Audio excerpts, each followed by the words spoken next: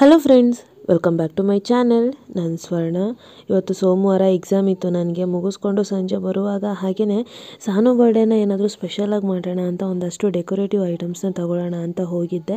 ಇದು ನನ್ನ ಫ್ರೆಂಡ್ ಅಂಗಡಿ, ನಗರದಲ್ಲೇ ಇರೋದು ಡಿಸ್ಕೌಂಟ್ ಶಾಪಿ ಅಂತ. ಮೊದಲೆಲ್ಲ ಬ್ಲೌಸ್, ಡ್ರೆಸ್ ಈ ಥರ ಎಲ್ಲ ಸೇಲ್ ಮಾಡ್ತಾಯಿದ್ರು. ಬಟ್ ಇವಾಗ ಕಂಪ್ಲೀಟಾಗಿ ಒಂದು ಈವೆಂಟ್ಗೆ ಏನೆಲ್ಲ ಬ್ಯಾಕ್ ಸ್ಟೇಜ್ ಡೆಕೋರೇಷನ್ ಬೇಕೋ ಎಲ್ಲ ಥರದ ಐಟಮ್ಸು ಸಹ ಇಲ್ಲಿ ಅವೈಲೇಬಲ್ ಇದೆ. ನಾನು ಓಪನಿಂಗ್ ಸೆರೆಮನಿಗೆ ಹೋಗೋದಕ್ಕೆ ಆಗಿರಲಿಲ್ಲ. ನಂತರ ಹೋಗಿದ್ದೆ, ನಿಮಗೆ ವಿಡಿಯೋನು ಸಹ ಶೇರ್ ಮಾಡಿದ್ದೆ. ಬಟ್ ಆವಾಗಿಂತ ಇವಾಗ ಇನ್ನೂ ಚೇಂಜ್ ಆಗಿದೆ.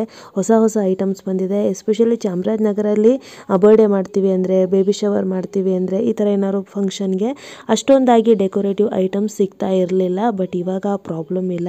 ನನಗಂತೂ ತುಂಬ ಖುಷಿ ಆಯಿತು ಇದು ನಗರದಲ್ಲಿ ಅವೈಲೇಬಲ್ ಇದೆ ಅಂತ. ಲಾಸ್ಟ್ ಟೈಮ್ ಸಾನು ಬರ್ಡೇನ ಮಾಡುವಾಗ ನಾನು ವಿಚಾರಿಸಿದಾಗ ಡೆಕೋರೇಷನ್ಗೆ ಇಲ್ಲಿ ಯಾರೂ ಇಲ್ಲ, ಮೈಸೂರಿಂದ ಕರೆಸ್ಬೇಕು, ಕಾಸ್ಟ್ ಜಾಸ್ತಿ ಆಗುತ್ತೆ ಚಾರ್ಜ್ ಅಂತ ಹೇಳಿದರು. ಹಾಗಾಗಿ ನಾವು ಸ್ಕಿಪ್ ಮಾಡಿದ್ವಿ. ಬಟ್ ಈ ಸಾರಿ ಎಲ್ಲನೂ ಲೋಕಲಲ್ಲೇ ಅವೈಲೇಬಲ್ ಇದ್ದಿದ್ದರಿಂದ ತುಂಬ ಅಂದರೆ ತುಂಬ ಖುಷಿ ಆಯಿತು. ಸೊ ನಾನು ಆಗಲೇ ಹೇಳಿದಾಗೆ ನೀವು ಯಾವುದೇ ಈವೆಂಟಿಗೆ ಬೇಕಾದ್ರೂ ಸಹ ಇಲ್ಲಿ ಎಲ್ಲ ಥರದ ಐಟಮ್ಸು ಸಹ ಅವೈಲೇಬಲ್ ಇದೆ. ಎಸ್ಪೆಷಲಿ ಬರ್ಡೇ, ಬೇಬಿ ಶವರ್ ಅಂದರೆ ತುಂಬ ಗ್ರ್ಯಾಂಡಾಗಿ ಮಾಡ್ತಾರೆ. ನನಗೆ ಬ್ಯಾಕ್ ಸ್ಟೇಜ್ ಹೇಗೆ ಮಾಡಬೇಕು ಡೆಕೋರೇಷನ್ ಅಂದಾಗ ಅವಳು ಕಳಿಸ್ತಂತ ಒಂದಷ್ಟು ವೀಡಿಯೋಸ್, ಇದು ಅವ್ರ ಕಡೆಯಿಂದನೇ ಮಾಡಿಸಿರೋ ಅಂಥದ್ದು. ಐಟಮ್ಸ್ ಎಲ್ಲ ತೊಗೊಂಡು ನೀವು ಡೆಕೋರೇಷನ್ ಮಾಡ್ಕೋತೀನಿ ಅಂದರು ಓಕೆ, ಇಲ್ಲ ನಮಗೆ ಡೆಕೋರೇಷನ್ ಮಾಡೋದಕ್ಕೆ ಬರಲ್ಲ ಅಂತಂದರೆ ಅವರೇನೆ ಡೆಕೋರೇಷನ್ ಮಾಡೋರನ್ನು ಸಹ ನಿಮಗೆ ಕಳಿಸ್ಕೊಡ್ತಾರೆ. ಸೊ ಹಾಗಾಗಿ ಲೋಕಲಲ್ಲೇ ಸಿಗೋದ್ರಿಂದ ನೀವು ಆರಾಮ್ಸೆ ಮಾಡ್ಕೋಬೋದು. ಇವರ ಕಾಂಟ್ಯಾಕ್ಟ್ ನಂಬರ್ ಮತ್ತು ವಾಟ್ಸಪ್ ಗ್ರೂಪ್ ಸಹ ಇದೆ. ಅಲ್ಲಿ ಹೊಸ ಹೊಸ ಅಡಿಷನ್ ಏನಾದರೂ ಬಂದಾಗ ಅವರು ಅದರಲ್ಲಿ ವಾಟ್ಸಪ್ಪಲ್ಲಿ ಶೇರ್ ಮಾಡ್ತಿರ್ತಾರೆ. ಹಾಗಾಗಿ ನೀವು ಜಾಯಿನ್ ಆಗ್ಬೋದು. ಜೊತೆಗೆ ಅವ್ರ ಕಾಂಟ್ಯಾಕ್ಟ್ ನಂಬರನ್ನು ಸಹ ಡಿಸ್ಕ್ರಿಪ್ಷನಲ್ಲಿ ಹಾಕಿರ್ತೀನಿ, ಚೆಕ್ ಮಾಡಿ. ಆ್ಯಂಡ್ ಇವಳು ನನ್ನ PU ಫ್ರೆಂಡ್. ಆ್ಯಕ್ಚುಲಿ ಅವಳು ಸಾಫ್ಟ್ವೇರ್ ಕಂಪ್ನಿಯಲ್ಲಿ ವರ್ಕ್ ಮಾಡ್ತಾ ಇರೋದು. ಬಟ್ ಸದ್ಯಕ್ಕೆ ವರ್ಕ್ ಫ್ರಮ್ ಹೋಮ್ ಮಾಡ್ತಾ ಇದ್ದಾಳೆ, ಚಿಕ್ಕ ಮಗು ಇರೋದ್ರಿಂದ. ಇದನ್ನು ಒಂದು ಹಾಬಿ ಥರ ಇಟ್ಕೊಂಡಿದ್ದಾಳೆ. ಆ್ಯಂಡ್ ಹಸ್ಬೆಂಡು ಸಹ ಅವಳಿಗೆ ತುಂಬ ಸಪೋರ್ಟಿವ್ ಆಗಿರೋದ್ರಿಂದ ಓಕೆ. ನನಗೆ ಮೇಯ್ನ್ಲಿ ಖುಷಿಯಾಗಿದ್ದೇನು ಅಂದರೆ, ನಗರದಲ್ಲಿ ಈ ಥರದ ಒಂದು ಶಾಪ್ ಎಲ್ಲೂ ಇರಲಿಲ್ಲ. ಇಷ್ಟೊಂದು ಡೆಕೋರೇಟಿವ್ ಐಟಮ್ಸ್ ಎಲ್ಲನೂ ರೆಂಟಿಗೆ ಕೊಡುವಂಥದ್ದು ಇದು. ಮತ್ತು ತುಂಬ ಅಫೋರ್ಡಬಲ್ ಪ್ರೈಸಸ್ಗೆ ನಿಮಗೆ ಅವೈಲೇಬಲ್ ಇರೋದ್ರಿಂದ ನೀವು ರೆಂಟಿಗೆ ತೊಗೊಂಡು ಆನಂತರ ವಾಪಸ್ ಕೊಡ್ಬೋದು. ನಾನು ಆಗಲೇ ಹೇಳಿದಾಗೆ ನಿಮಗೆ ಬೇಕಾದರೆ ಡೆಕೋರೇಷನ್ ಬರಲ್ಲ ಅಂದರೆ ಅವರೇನೆ ಕಳಿಸ್ಕೊಡ್ತಾರೆ ಸಹ. ಸೊ ಹಾಗಾಗಿ ನನಗೆ ತುಂಬ ಖುಷಿ ಆಯಿತು. ಇಲ್ಲಿ ಕಸ್ಟಮೈಸ್ಡ್ ಗಿಫ್ಟು ಸಹ ಇದೆ. ನೀವು ಬೇಕಿದ್ದರೆ ಆ್ಯನಿವರ್ಸರಿ, ಬರ್ಡೇಗೆ ನೀವು ನಿಮ್ಮ ಐಡಿಯಾಸ್ನ ಶೇರ್ ಮಾಡಿ ಅವರಿಗೆ, ಆ ಮೂಲಕ ನಿಮ್ಮ ಗಿಫ್ಟ್ಗಳನ್ನು ರೆಡಿ ಮಾಡಿಸ್ಕೋಬೋದು. ಸೊ ಹಾಗಾಗಿ ನಾನು ಸಹ ಒಂದಷ್ಟು ಐಟಮ್ಸ್ನ ತಂದೆ ಸಾನು ಬರ್ಡೇಗೆ, ಚೆನ್ನಾಗಿರುತ್ತೆ ಅಂತ. ತುಂಬ ಅಂದರೆ ತುಂಬ ಖುಷಿಯಾಯಿತು. ಆ್ಯಂಡ್ ಆ ನಂತರ ನಾನಿವಾಗ ನೆಕ್ಸ್ಟ್ ಡೇ ರಂಗೋಲಿ ಎಲ್ಲ ಹಾಕಿ ಮಾಡೋದಕ್ಕಾಗಲ್ಲ, ಟೈಮ್ ಆಗುತ್ತೆ. ಸಾನುನ ರೆಡಿ ಮಾಡಬೇಕು ಅನ್ನೋ ಕಾರಣಕ್ಕೆ ಹಿಂದಿನ ದಿನವೇ ರಂಗೋಲಿನ ಹಾಕ್ಬಿಡ್ತಾ ಇದ್ದೀನಿ. ಸ್ನೇಹಿತರೆ, ಮತ್ತೆ ಹೇಳ್ತಾ ಇದ್ದೀನಿ, ಇವರ ಕಾಂಟ್ಯಾಕ್ಟ್ ನಂಬರ್ನ ನಾನು ನನ್ನ ಡಿಸ್ಕ್ರಿಪ್ಷನ್ ಬಾಕ್ಸಲ್ಲಿ ಹಾಕಿರ್ತೀನಿ. ನೀವು ಬೇಕಿದ್ರೆ ಕಾಂಟ್ಯಾಕ್ಟ್ ಮಾಡಿ. ನಿಮ್ದು ಯಾವುದಾದ್ರೂ ಈವೆಂಟ್ ಇದ್ದರೆ ಅವರನ್ನು ನೀವು ಅವ್ರ ಹತ್ರ ಐಟಮ್ಸ್ನ ರೆಂಟಿಗೆ ತೊಗೋಬೋದು. ತುಂಬ ಅಫೋರ್ಡಬಲ್ ಪ್ರೈಸಸ್, ಒಂದೊಂದಕ್ಕೆ 30 ರೂಪೀಸ್, 20 ರೂಪೀಸ್ ಹೀಗೆ ರೆಂಟ್ ಇರುತ್ತೆ ಐಟಮ್ಸ್ಗೆ. ಸೊ ನೀವು ಆ ಬೇಸ್ ಮೇಲೆ ತೊಗೋಬೋದು. ಸೊ ಹಿಂದಿನ ದಿನ ರಂಗೋಲಿ ಎಲ್ಲ ಹಾಕಿ ಆದಮೇಲೆ ನೆಕ್ಸ್ಟ್ ಡೇ ಸಾನು ಬರ್ಡೇ ದಿನ 5 ಗಂಟೆಗೆ ಎದ್ದು ನನ್ನ ಕೆಲಸಗಳನ್ನೆಲ್ಲ ಮುಗಿಸಿ ಆನಂತರ ನಾನಿವಾಗ ಬಿಸಿ ನೀರನ್ನು ಕುಡಿಯೋಣ ಖಾಲಿ ಹೊಟ್ಟೆಗೆ ಅಂತ ಅಂದ್ಕೊಂಡೆ. ಸ್ವಲ್ಪ ಕೋಲ್ಡ್ ಆಗೋ ಥರ ಇದೆ, ಅದಕ್ಕೋಸ್ಕರ. ಆ್ಯಂಡ್ ಸಾನುಗೆ ಫೇವ್ರೆಟ್ ತಿಂಡಿ ಟೊಮ್ಯಾಟೊ ಬಾತ್, ಅದನ್ನೇ ಮಾಡಿಕೊಡು ಅಂತ ಕೇಳಿದ್ಲು. ಹಾಗೆಯೇ ಮೋತಿಚೂರ್ ಲಡ್ಡು ಸಹ ಕೇಳಿದ್ಲು.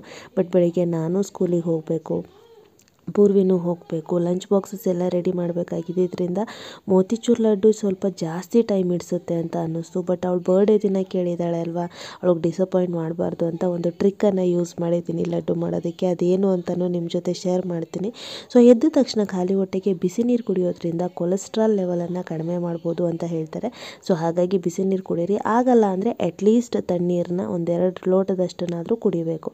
ನಿಮ್ಗೆ ಎಷ್ಟು ನೀರು ಇಡಿಸುತ್ತೋ ಬಾಡಿ ಅಷ್ಟನ್ನು ಕುಡೀರಿ, ತುಂಬಾ ಒಳ್ಳೆಯದು. ಆನಂತರ ಸಾನೂ ಬೇಗ ಎಬ್ಬಿಸ್ದೆ ನಾನು. ತಲೆ ಸ್ನಾನ ಮಾಡಿಸಿದ್ರೆ ಹೇರ್ ಡ್ರೈ ಆಗಬೇಕಲ್ವ, ಅದಕ್ಕೋಸ್ಕರ.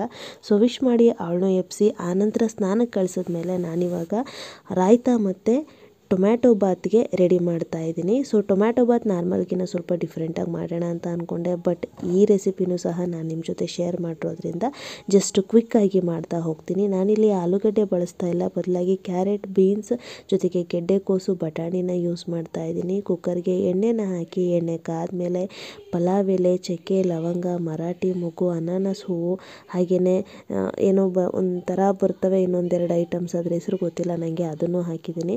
ಜೊತೆಗೆ ಈ ಮಸಾಲೆ ಏನಿದೆ ಇದು ಮೆಣಸಿನ್ಕಾಯಿ, ಕೊತ್ತಂಬರಿ ಸೊಪ್ಪು, ಚಕ್ಕೆ, ಲವಂಗ ಹಾಗೆಯೇ ಶುಂಠಿ ಬೆಳ್ಳುಳ್ಳಿ ಪೇಸ್ಟ್ ಇದಿಷ್ಟನ್ನು ಹಾಕಿ ರುಬ್ಕೊಂಡಿರುವಂಥದ್ದು.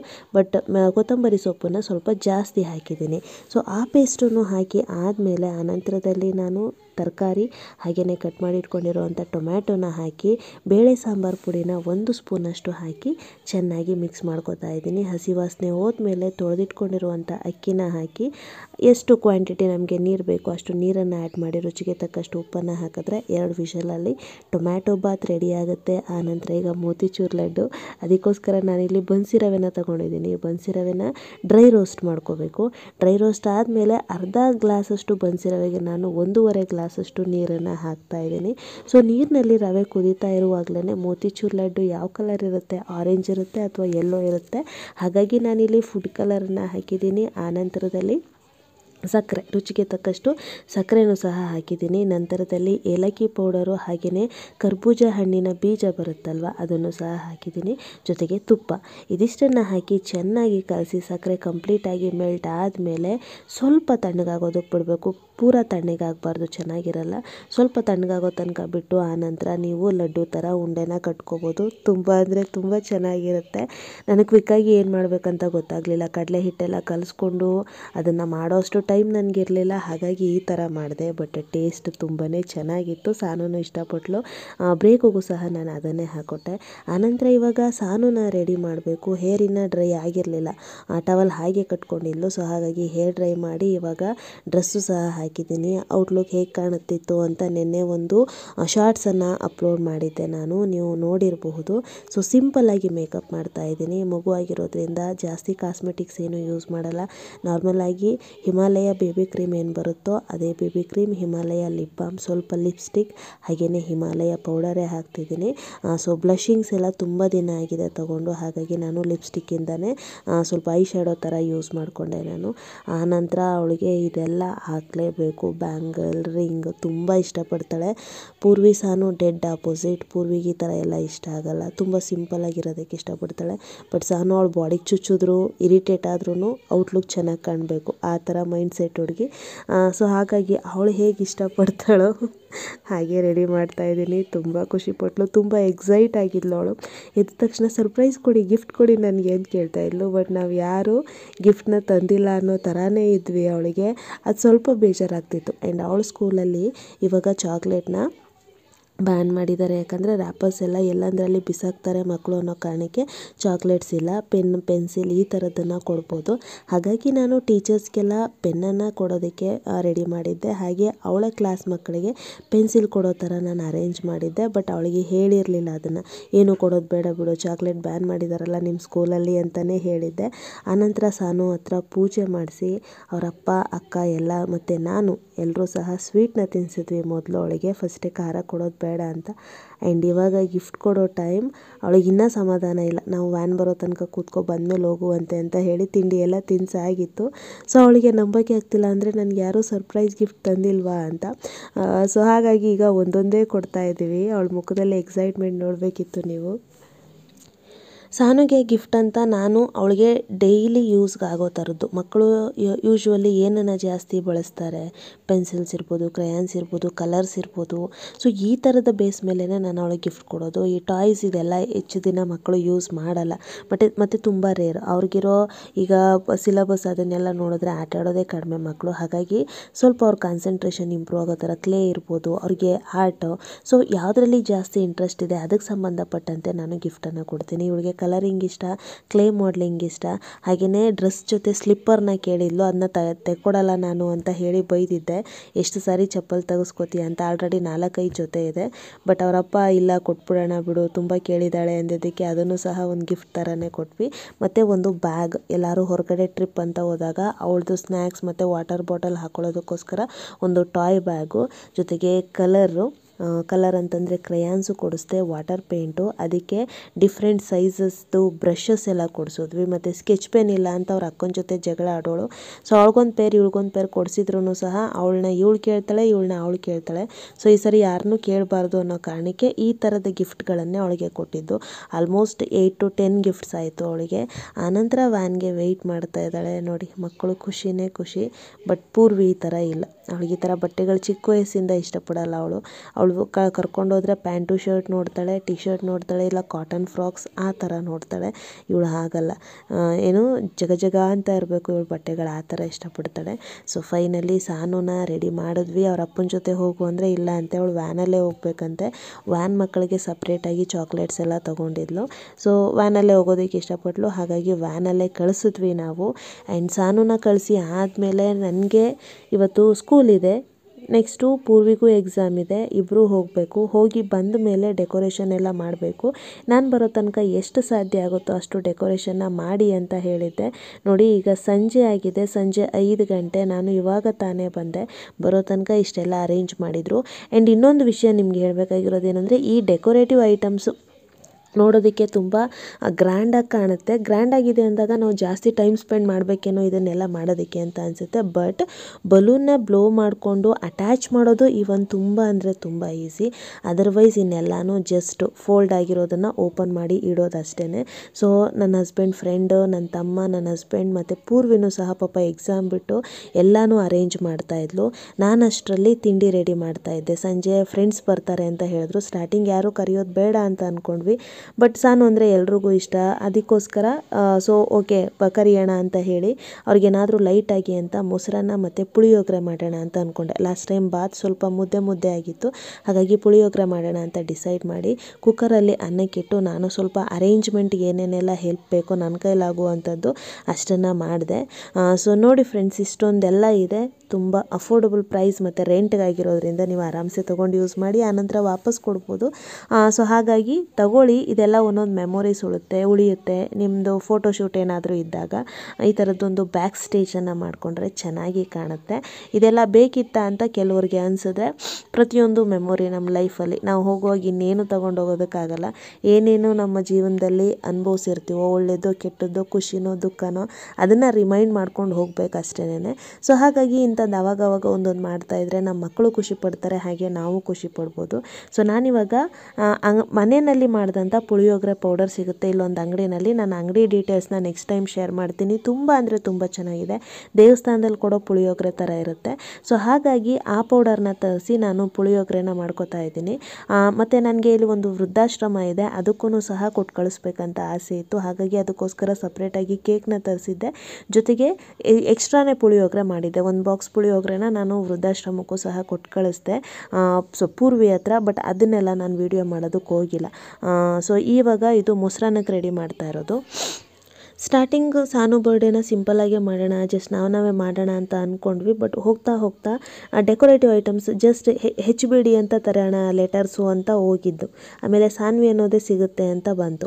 ಆ ನಂತರ ಬ್ಯಾಕ್ ಸ್ಟೇಜ್ ಹಾಕಿದ್ರೆ ಹೇಗಿರುತ್ತೆ, ನೆಕ್ಸ್ಟು ಪೇಪರ್ ಸ್ಟ್ಯಾಂಡ್ ಇಟ್ಟರೆ ಹೇಗಿರುತ್ತೆ, ಹೀಗೆ ಒಂದೊಂದು ಆಡಾಗ್ತಾ ಹೋಯಿತು. ಆನಂತರ ಇಷ್ಟೆಲ್ಲ ಮಾಡಿ ಯಾರನ್ನೂ ಕರೀದೇ ಇದ್ದರೆ ಹೇಗೆ ಅನ್ನೋ ಕಾರಣಕ್ಕೆ ಫ್ರೆಂಡ್ಸ್ನ ಕರೆದಿದ್ದು. ಆ್ಯಕ್ಚುಲಿ ಫ್ಯಾಮಿಲಿಯವ್ರನ್ನ ಕರಿಬೇಕಂತ ಅಂದ್ಕೊಂಡ್ವಿ, ಬಟ್ ಫ್ಯಾಮಿಲಿಯವರು ಬೆಳಿಗ್ಗೆ ಬಂದು ಸಂಜೆ ಹೋಗೋ ಥರ ಇರ್ತಾರೆ ಹೊರತು ನೈಟು ಸ್ಟೇ ಆಗೋ ಥರ ಯಾರೂ ಬರೋಲ್ಲ. ಸೊ ನಮಗೆ ಮಾಡೋದಕ್ಕಾಗದೆ ನೈಟು, ಯಾಕಂದರೆ ರಜೆಗಳಿರಲ್ಲ, ಸಾನೂ ರಜೆ ಹಾಕಲ್ಲ. ಸೊ ಹಾಗಾಗಿ ಫ್ಯಾಮಿಲಿಯವರು ಯಾರೂ ಬರೋದಕ್ಕಾಗಲಿಲ್ಲ. ಜಸ್ಟ್ ಫ್ರೆಂಡ್ಸ್ ಜೊತೆ ಸೆಲೆಬ್ರೇಟ್ ಮಾಡಿದ್ದಾಯಿತು. ನಮ್ಮ ಬರ್ಡೇಸ್ ಈ ಥರ ಯಾವ ಮೆಮೊರೀಸು ಇಲ್ಲ. ಈವನ್ PU ತನಕ ನನ್ನ ಬರ್ಡೇಗೆ ನಾನು ಹೊಸ ಬಟ್ಟೆನೂ ಸಿಗ್ತಾ ಇರಲಿಲ್ಲ ನನಗೆ. ಸೊ ಇರೋದ್ರಲ್ಲೇ ಚೆನ್ನಾಗಿರೋದನ್ನು ನನ್ನ ಬರ್ಡೇಗೆ ಅಂತ ವಾಶ್ ಮಾಡಿ ಐರನ್ ಮಾಡಿ ಇಟ್ಕೋತಿದ್ದೆ ಅಷ್ಟೇ. ಆ್ಯಂಡ್ ನನ್ನ ಬರ್ಡೇ ಟೈಮ್ಗೆ ಒಂದು 10 ರೂಪೀಸ್ ಸಿಗ್ತಾಯಿತ್ತು. ಒಂದೊಂದು ರೂಪಾಯಿಗೆ ಬೆಣ್ಣೆ ಬಿಸ್ಕತ್ ಅಂತ ಬರೋದು, ತುಂಬ ಟೇಸ್ಟಿಯಾಗಿರ್ತಿತ್ತು. ಅದನ್ನು 10 or 20 ರೂಪೀಸ್ಗೆ ತಗೊಂಡು ಜಸ್ಟ್ ನನ್ನ ಫ್ರೆಂಡ್ಸು ಮತ್ತು ನನ್ನ ಮನೇಲಿ ಎಷ್ಟೋ ಸಾರಿ ಮುರಿದು ಅರ್ಧ ಭಾಗ ಮಾಡಿ ಸ್ವೀಟ್ ಅಂತ ಕೊಟ್ಟಿದ್ದು ಇದೆ. ಸೊ ಈ ಥರ ನಮ್ಮ ಬರ್ಡೇಸ್ ಇದ್ದಿದ್ದು. ನನ್ನ ಬರ್ಡೇ ಮದುವೆ ಆದಮೇಲೆ ನಾನು ಕೇಕ್ ಅಂತ ಕಟ್ ಮಾಡಿದ್ದು. ಸೊ ನಮ್ಮ ಪ್ರಕಾರ ಆವಾಗ ಕೇಕ್ ಕಟ್ ಮಾಡೋದಿಲ್ಲ, ಚಿಕ್ಕ ಮಕ್ಕಳು ಅನ್ನೋದಿತ್ತು. ಬಟ್ ಮದುವೆ ಆದಮೇಲೆ ಹಸ್ಬೆಂಡ್ ಫಸ್ಟ್ ಟೈಮ್ ನನಗೆ ಕೇಕ್ ಕಟ್ ಮಾಡಿಸಿದಾಗ ನಗು ಬರ್ತಿತ್ತು. ಸೊ ಆ ನಂತರ ಹಾಗೆ ಸಿಂಪಲ್ಲಾಗಿ ನಡ್ಕೊಂಡು ಹೋಗ್ತಿದೆ. ಬಟ್ ನಮ್ಮ ಥರ ಮಕ್ಕಳಿಗೆ ಆಗಬಾರ್ದು, ಅವ್ರಿಗೆ ಇದೆಲ್ಲ ಒಂದೊಂದು ಮೆಮೊರಿ ಉಳ್ಕೋಬೇಕನ್ನೋದು ಅಷ್ಟೇ ಆಸೆ ಇತ್ತು. ಸೊ ಹಾಗಾಗಿ ಇದನ್ನು ಮಾಡಿದ್ವಿ. ಪೂರ್ವಿಗೆ ಆಲ್ಮೋಸ್ಟ್ 4, 5, 6 ವರ್ಷದ ತನಕನೂ ಗ್ರ್ಯಾಂಡಾಗೆ ಮಾಡಿದ್ದು. ನಾವು ಕೋಟ್ರಸಲ್ಲಿ ಇದ್ದಿದ್ದರಿಂದ ಶಾಮಿಯಾನ ಎಲ್ಲ ಹಾಕಿಸಿ ಫ್ಯಾಮಿಲಿ ಫ್ರೆಂಡ್ಸ್ ಎಲ್ಲರನ್ನೂ ಕರೆದು ಮಾರ್ನಿಂಗ್ ಟು ಆಲ್ಮೋಸ್ಟ್ ಈವ್ನಿಂಗ್ ತನಕ ಆಗ್ತಾಯಿತ್ತು. ಈ ಗೃಹ ಪ್ರವೇಶ ಎಲ್ಲ ಆದರೆ ಹೇಗೆ ಗೆಸ್ಟ್ಗಳು ಬರ್ತಾರೋ ಹಾಗೆ ಬರ್ತಾಯಿದ್ರು. ಅವಳಿಗೆ ಗೋಲ್ಡ್ ಸಿಲ್ವರ್ ಗಿಫ್ಟ್ಸ್ ಎಲ್ಲ ಜಾಸ್ತಿ ಸಿಗ್ತಾಯಿತ್ತು. ಸಾನು ಬರ್ಡೇ ಟೈಮಲ್ಲಿ ಸ್ವಲ್ಪ ಮನೆ ಕನ್ಸ್ಟ್ರಕ್ಷನ್ ಇದ್ದಿದ್ದರಿಂದ ಸ್ಟಾರ್ಟಿಂಗ್ ಅಷ್ಟೊಂದು ಮಾಡೋದಕ್ಕಾಗಲಿಲ್ಲ. ಹಾಗಾಗಿ ಈಗ ಅವಳಿಗೆ ಆ ಥರ ಆಗಬಾರ್ದು, ಇಬ್ಬರಿಗೂ ಒಂದೇ ಥರ ಇರಬೇಕನ್ನೋ ಕಾರಣಕ್ಕೆ ನನ್ನ ಕೈಲಿ ಸಾಧ್ಯ ಆದಷ್ಟು ಚೆನ್ನಾಗಿ ಮಾಡೋದಕ್ಕೆ ಟ್ರೈ ಮಾಡ್ತೀನಿ. ಸೊ ಇವಾಗ ಹಸ್ಬೆಂಡ್ ಫ್ರೆಂಡ್ಸ್ ಎಲ್ಲ ಬಂದಿದ್ದಾರೆ. ಪಾಪ ಎಲ್ಲ ಡ್ಯೂಟಿ ಮುಗಿಸ್ಕೊಂಡು ಬಂದರು. ಇವತ್ತು ನನ್ನ ಹಸ್ಬೆಂಡ್ ಫ್ರೆಂಡ್ದು ಒಬ್ಬರದು ಬರ್ಡೇ ಇತ್ತು, ಅವ್ರದ್ದು ಸಹ ಇಲ್ಲೇ ಸೆಲೆಬ್ರೇಷನ್ ಆಯಿತು. ತುಂಬ ಖುಷಿ ಆಯಿತು. ಸಾನು ಖುಷಿಪಟ್ಲು. ಇವಾಗ ಸಾನು ಹಾಕಿರೋ ಡ್ರೆಸ್ಸು ಬೇರೆ, ಇದಕ್ಕೂ ಆಲ್ಮೋಸ್ಟ್ 1500 ಏನೋ ಬಲೂನ್ ಟಾಪ್ ಅಂತ ಬರುತ್ತೆ, ಜೊತೆಗೆ ಅದೊಂದು ಪ್ಲಾಜೋ ಪ್ಯಾಂಟ್ ಥರ ತುಂಬ ಚೆನ್ನಾಗಿದೆ, ಬ್ರ್ಯಾಂಡೆಡ್ ಕ್ಲಾತು. ಸೊ ಹಾಗಾಗಿ ಅದನ್ನು ಅವಳಿಗೆ ಕೊಡಿಸಿದ್ದಾಯಿತು. ಆ್ಯಂಡ್ ಇವಾಗ ಫ್ರೆಂಡ್ಸ್ ಎಲ್ಲ ಊಟ ಮಾಡಿಕೊಂಡು ಹೊರಟ ಮೇಲೆ ನಾವು ಊಟ ಮಾಡಿಕೊಂಡು ಮನೆ ಕ್ಲೀನಿಂಗ್ ಇತ್ತು. ನೋಡಿ ಹೇಗಾಗಿದೆ ಅಡುಗೆ ಮನೆ. ಸೊ ಕೇಕ್ ಜಾಸ್ತಿ ಇದ್ದಿದ್ದರಿಂದ ಮತ್ತು ಸಾನು ಫ್ರೆಂಡ್ಸ್ ಅಪ್ಪಂದರೆ ಸ್ವಲ್ಪ ಜನ ಇದ್ದಿದ್ದರಿಂದ ಮಕ್ಕಳಿಗೆಲ್ಲ ನಾನು ಕೇಕ್ನ ಈ ಥರ ಬಾಕ್ಸಿಗೆ ಹಾಕಿ ಕೊಟ್ಟೆ. ಎಲ್ಲ ಹೊರಟ ಮೇಲೆ ನಾವಿವಾಗ ಊಟ ಮಾಡಿಕೊಂಡು ಆನಂತರ ಮನೆ ಕ್ಲೀನ್ ಮಾಡಬೇಕು.